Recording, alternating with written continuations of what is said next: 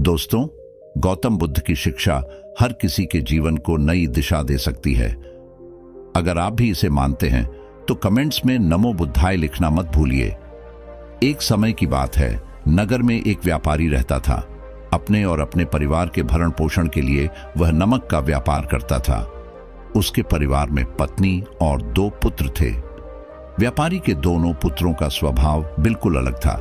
जहां एक और बड़ा पुत्र बहुत ही संकोची और शर्मीले स्वभाव का था, उसे किसी से बात करने में भी शर्म आती थी। वही उसका छोटा पुत्र बहिर्मुखी स्वभाव वाला व्यक्ति था।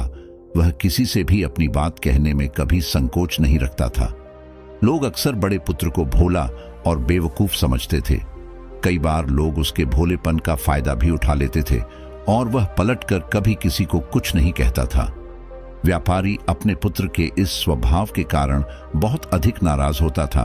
बातचीत न कर पाने और शर्मीले स्वभाव के कारण व्यापारी ने कई बार अपने पुत्र की पिटाई भी कर दी थी। हालांकि इस वजह से उसके पुत्र का स्वभाव सुधरने के बजाय और भी खराब हो गया। बचपन से ही बड़ा पुत्र बेहद परेशान रहने लगा था। उसके अंदर आत्मविश्वास की कमी हो गई थी। परीक्षा में वह आते हुए प्रश्नों के उत्तर भी अपने डर के कारण नहीं लिख पाता था। इस कारण उसकी शिक्षा भी ठीक ढंग से नहीं हो पाई। बड़ा पुत्र जब युवावस्था को प्राप्त हुआ, तब व्यापारी ने उसे अपने साथ व्यापार में हाथ बटाने को कहा। अपने पिता से डर के कारण वह व्यापार करने को तैयार हो गया, किंतु वह कई बार ऐसी गलतियां कर देता था जिससे व्यापारी बहुत अधिक नाराज हो जाता था। एक दिन व्यापारी किसी दूसरे काम के कारण शहर गया हुआ था। उस समय उसकी दुकान पर बड़ा पुत्र बैठा हुआ था। तभी कुछ लोग आए और उन्होंने बड़े पुत्र से कहा कि हमें तुम्हारे पिता ने भेजा है। उनका यह संदेश है कि इस समय दुकान में नमक की जितनी बोरियां रखी हुई है वह सब हमें दे दो। उन्होंने नमक की सभी बोरियों को शहर मंगवाया है। व्यापारी का पुत्र उनसे प्रश्न पूछने की हिम्मत जुटा ही रहा था कि वे दोनों आदमी दुकान के अंदर घुस गए और दुकान में जितनी भी नमक की बोरियां रखी थी सबको तांगे में रखा और लेकर चले गए। व्यापारी के पुत्र ने उन्हें रोकने का प्रयास किया, किंतु संकोच और शर्मीलेपन के कारण वह उन्हें कुछ कह नहीं पाया। उसने मन ही मन सोचा कि यदि मैं इन्हें नमक ले जाने से रोकूं तो पिताजी मुझ पर नाराज होंगे। कुछ समय बाद जब व्यापारी शहर से वापस आया तो खाली दुकान देखकर उसने अपने पुत्र से प्रश्न किया कि नमक की बोरियां कहां गई? यह दुकान इतना खाली खाली क्यों है? तब बड़े पुत्र ने धीमे स्वर में कहा कि कुछ लोग दुकान पर आए थे और उन्होंने मुझसे कहा कि आपने नमक की बोरियों को शहर मंगवाया है, और दुकान में से सारी बोरियों को निकाल कर लेकर चले गए। व्यापारी ने अपना सिर पीट लिया। उसने अपने पुत्र को दुकान से धक्का देते हुए कहा कि तू मूर्ख का मूर्ख ही रह जाएगा। वे लोग तुझे बेवकूफ बनाकर सारा सामान ले गए। तुमने मेरा बहुत भारी नुकसान करवा दिया। यहां से दूर भाग जाओ और घर वापस मत आना। यदि तुम वापस आए तो मैं तुम्हें पीट पीट कर सीधा कर दूंगा। व्यापारी का बड़ा पुत्र इस बात से बेहद दुखी हुआ। एक बार फिर उसके शर्मीले स्वभाव के कारण उसके पिता उससे और अधिक नाराज हो गए। साथ ही व्यापार में भी इतना नुकसान हो गया। उस समय नगर के सभी लोग व्यापारी के पुत्र पर हंस रहे थे और उसका मजाक बना रहे थे।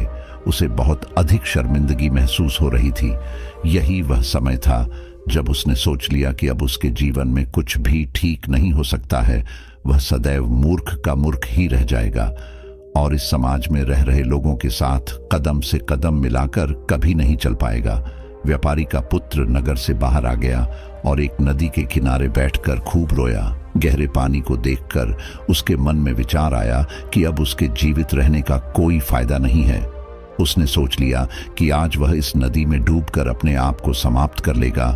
असफल जीवन जीने से अच्छा है कि वह स्वयं को समाप्त कर ले।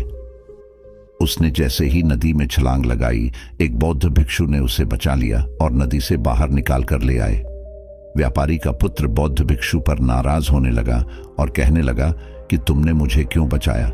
मैं इस असफल जीवन को जीना नहीं चाहता। बौद्ध भिक्षु ने उसे समझाया कि जीवन एक ही बार मिला है और यदि तुम जीवित ही नहीं रहोगे तो असफलता को खत्म करके सफल कैसे बनोगे? तब व्यापारी के पुत्र ने कहा कि मेरे जीवन बहुत अधिक समस्याएं हैं। यह सभी समस्याएं मेरे संकोची और शर्मीले स्वभाव के कारण हुई है। मैंने अपने पिता का नुकसान करवा दिया। मैं एक अच्छा पुत्र नहीं हूं। अपने स्वभाव के कारण मैं शिक्षा ग्रहण भी नहीं कर सका। यह सारा संसार मुझे मूर्ख समझता है। क्या किसी मूर्ख को इस संसार में जीने का अधिकार है? तब बौद्ध भिक्षु ने कहा कि तुम्हारे इस प्रश्न का उत्तर तो मेरे गुरु ही देंगे। चलो, मैं तुम्हें मेरे गुरु से मिलवाता हूं। व्यापारी के पुत्र ने कहा कि वह किसी से बात नहीं करना चाहता। आज वह अपना जीवन समाप्त कर लेगा। किंतु बौद्ध भिक्षु के बार बार समझाने के बाद वह उनके साथ जाने और उनके गुरु से मिलने के लिए तैयार हो गया। बौद्ध भिक्षु व्यापारी के पुत्र को आश्रम की ओर लेकर गए। वहां पर व्यापारी के पुत्र ने देखा कि एक व्यक्ति पेड़ के नीचे ध्यान मग्न बैठे हुए हैं। तभी बौद्ध भिक्षु ने कहा कि यह हमारे गुरु गौतम बुद्ध हैं। दोनों ने गौतम बुद्ध को प्रणाम किया। वह युवक वहीं पर बैठ गया और गौतम बुद्ध को देखकर रोने लगा। गौतम बुद्ध ने उससे उसके रोने का कारण पूछा। तब उसने कहा कि अब आप ही मेरी आखिरी उम्मीद है। यदि आप मेरी समस्या का समाधान नहीं करेंगे तो मेरा यह जीवन समाप्त हो जाएगा। गौतम बुद्ध ने व्यापारी के पुत्र से उसकी समस्या के बारे में पूछा। तब उसने बताया कि किस प्रकार वह बचपन से ही शर्मीले और अंतर्मुखी स्वभाव का है। इस कारण लोग उसे मूर्ख समझ लेते हैं और उसके पिता भी उससे प्रेम नहीं करते। तब गौतम बुद्ध ने युवक को शांत कराते हुए कहा कि मेरे पास तुम्हारी समस्या का समाधान है। तुम्हारा जीवन बहुत ही आसान हो सकता है। तब युवक ने कहा कि क्या सचमुच ऐसा हो सकता है? आप बहुत ही महान व्यक्तित्व प्रतीत होते हैं। आपके तो कई शिष्य हैं। हे गुरुदेव, मैं भी आपका शिष्य बनना चाहता हूं। क्या आप मुझे अपने शिष्य के रूप में स्वीकार करेंगे? गौतम बुद्ध ने कहा कि हाँ, अवश्य। युवक ने कहा कि ठीक है गुरुदेव, अब मुझे वह उपाय बताइए जिससे कि मेरा जीवन बदल जाए। गौतम बुद्ध बोले, किंतु उससे पहले तुम्हें मेरे कुछ महत्वपूर्ण कार्य करने होंगे। यदि तुम मेरा यह कार्य करो तब मैं तुम्हें कुछ ऐसे उपाय बताऊंगा जिनके कारण तुम्हारे जीवन में सब कुछ ठीक हो जाएगा और तुम्हारे पिता भी तुमसे प्रसन्न रहेंगे। गौतम बुद्ध ने उस युवक को कहा कि आज से 3 दिन बाद मैं तुम्हें ऐसे उपाय बताऊंगा जिससे तुम्हारा जीवन बदल जाएगा। किंतु 3 दिनों तक तुम्हें मेरे सभी कार्य करने होंगे। मैं जैसा जैसा कहूंगा, यदि तुम वह कार्य को करने में सफल रहे तो तीसरे दिन के बाद तुम्हारा जीवन बदल जाएगा। तुम्हारा पहला दिन कल से शुरू होगा। अभी जाओ और आश्रम में ही आराम करो। अगले दिन व्यापारी का पुत्र गौतम बुद्ध के पास पहुंचा और कहा कि हे गुरुदेव, मुझे पहले दिन का कार्य बताइए। तब गौतम बुद्ध ने कहा कि आज तुम्हें 10 अजनबी व्यक्तियों से बातचीत करनी है और उनका हाल जानना है। इसका लेखा जोखा शाम तक लेकर आना। व्यापारी के पुत्र को बड़ा ही संकोच महसूस हुआ, किंतु उसने गौतम बुद्ध को हाँ कह दिया। वह निकल पड़ा 10 अजनबी लोगों से बातचीत करने। शुरू में उसे बहुत अधिक संकोच हुआ। कई लोग तो उसे डांट कर भगा देते थे। उसके सामने अपना जीवन बदलने का यही एक उपाय था। आखिरकार कोशिश करते हुए उसने 10 अजनबी लोगों के नाम और उनके व्यापार का लेखा जोखा प्राप्त कर लिया। शाम को जब वह गौतम बुद्ध के पास पहुंचा तो प्रसन्नता के साथ उसने गौतम बुद्ध को बताया कि आज का कार्य उसने सही ढंग से पूरा कर लिया है। कुछ लोग तो उसके मित्र भी बन गए हैं। दूसरे दिन फिर वह युवक गौतम बुद्ध के पास पहुंचा। तब गौतम बुद्ध ने कहा कि आज का कार्य है, तुम आश्रम में रह रहे 10 शिष्यों को संबोधित करते हुए उन्हें जल के उपयोग के विषय में पढ़ाओ। गौतम बुद्ध की बात सुनकर व्यापारी का पुत्र हक्का बक्का रह गया। उसने कहा कि आप मुझसे किस प्रकार का कार्य करवा रहे हैं? मैं अपनी शिक्षा ठीक से पूरी नहीं कर पाया हूं। मैं यह कार्य नहीं कर पाऊंगा। तब गौतम बुद्ध ने कहा कि ठीक है, तब मैं तुम्हें उपाय भी नहीं बताऊंगा। व्यापारी के पुत्र ने प्रार्थना करते हुए कहा कि आप जानते हैं मेरी शिक्षा अधूरी है, फिर मैं किस प्रकार बालकों को शिक्षा दे सकता हूं? गौतम बुद्ध ने मुस्कुराते हुए कहा कि यहां सिर्फ मैं जानता हूं कि तुम्हारी शिक्षा अधूरी है। वे बालक नहीं जानते। तुम रोज अपने जीवन में जल का उपयोग करते हो। यही सब बातें जाकर उन बालकों को बतानी है। आखिरकार व्यापारी के पुत्र के पास कोई रास्ता नहीं बचा।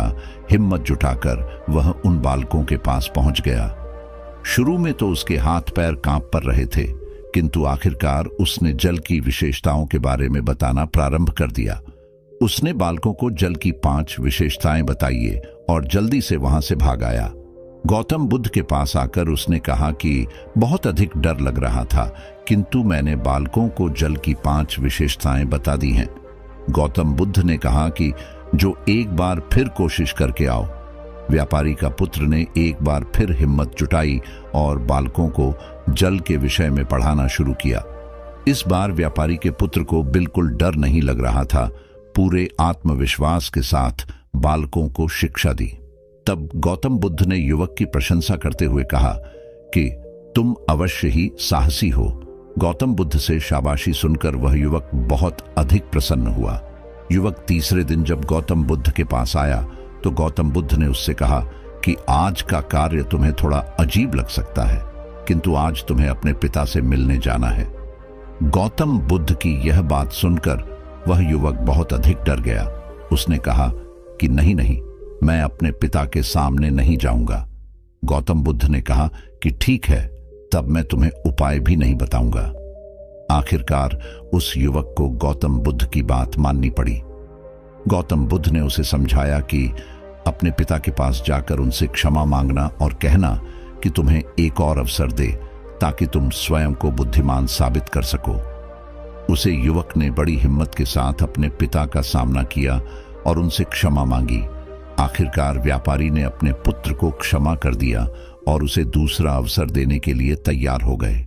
व्यापारी का पुत्र गौतम बुद्ध के पास आया और उसने जब उपाय के बारे में जानना चाहा, तब गौतम बुद्ध ने कहा कि तुमने स्वयं ही अपना उपाय खोज लिया है। तुम किसी से बात नहीं कर पाते थे, शर्मीले थे, सब कुछ तुम्हारे मन में बैठा हुआ डर था। हम कितने आत्मविश्वासी हैं, कितने शर्मीले हैं और हमारे अंदर कितना डर है, यह सिर्फ हमें पता होता है। बाहरी दुनिया में किसी को नहीं पता होता है। बाहरी दुनिया में हम स्वयं को जिस प्रकार का दिखाते हैं, लोग हमें इस प्रकार का समझते हैं। अगर तुम आत्मविश्वासी नहीं हो तो भी अनजान व्यक्तियों के सामने यदि आत्मविश्वासी होने का अभिनय करो तो किसी को पता ही नहीं चलेगा कि तुम कौन हो। वह युवक समझ चुका था कि गौतम बुद्ध उसे क्या बताना चाह रहे हैं। गौतम बुद्ध को धन्यवाद किया और उनसे वादा किया कि वह जीवन में सफल होकर दिखाएगा। दोस्तों, यह वीडियो पसंद आई हो तो इसे लाइक जरूर करें और चैनल को सब्सक्राइब करना ना भूलें। आपके आसपास भी कोई ऐसा शर्मीला और संकोची स्वभाव का व्यक्ति है तो उसे यह वीडियो जरूर शेयर करें ताकि उसकी सहायता हो सके।